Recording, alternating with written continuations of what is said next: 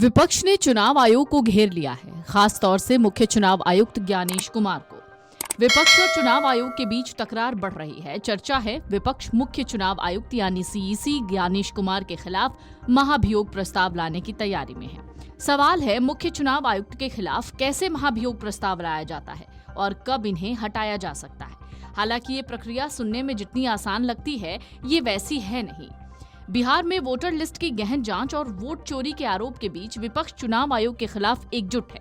इसी दौरान विपक्ष की तरफ से मुख्य निर्वाचन आयुक्त के खिलाफ महाभियोग प्रस्ताव लाने की तैयारी चल रही है।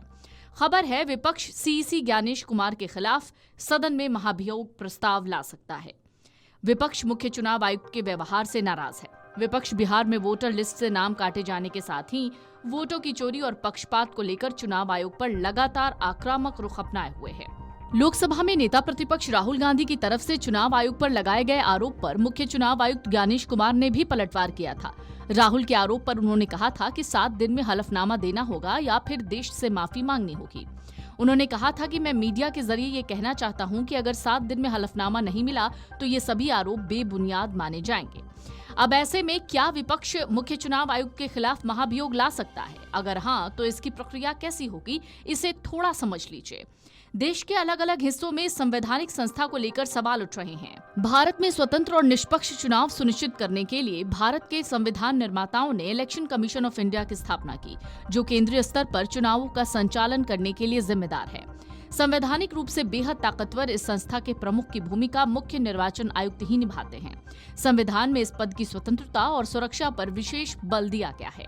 इस स्वायत्त संस्था के प्रमुख के रूप में मुख्य निर्वाचन आयुक्त और अन्य निर्वाचन आयुक्तों की नियुक्ति का अधिकार भारत के राष्ट्रपति के पास है। इस तरह भारत के मुख्य निर्वाचन आयुक्त को भारतीय संविधान के मुताबिक पूर्ण सुरक्षा प्राप्त है। सामान्य दशा में उन्हें हटाया नहीं जा सकता। अनुच्छेद 324(5) और अनुच्छेद 124(4) में सुप्रीम कोर्ट के न्यायाधीश को हटाने की प्रक्रिया दर्ज है। यही नियम कानून मुख्य निर्वाचन आयुक्त पर भी लागू है।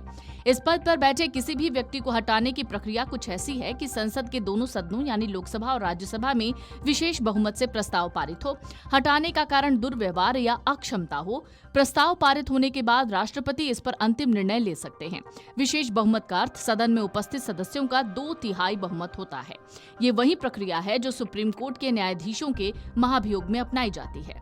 मुख्य निर्वाचन आयुक्त तो न्यायमूर्ति के समकक्ष सुरक्षा प्राप्त करते हैं, लेकिन अन्य निर्वाचन आयुक्तों को सीधे राष्ट्रपति हटा सकते हैं।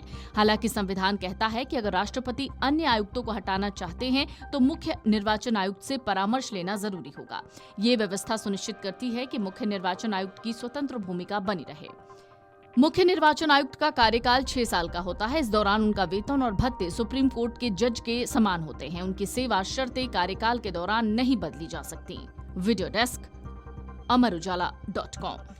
अगर आप ये वीडियो YouTube पर देख रहे हैं तो हमारे चैनल को सब्सक्राइब कर बेल आइकन दबाएं और Facebook पर देख रहे हैं तो हमारे पेज को लाइक करें।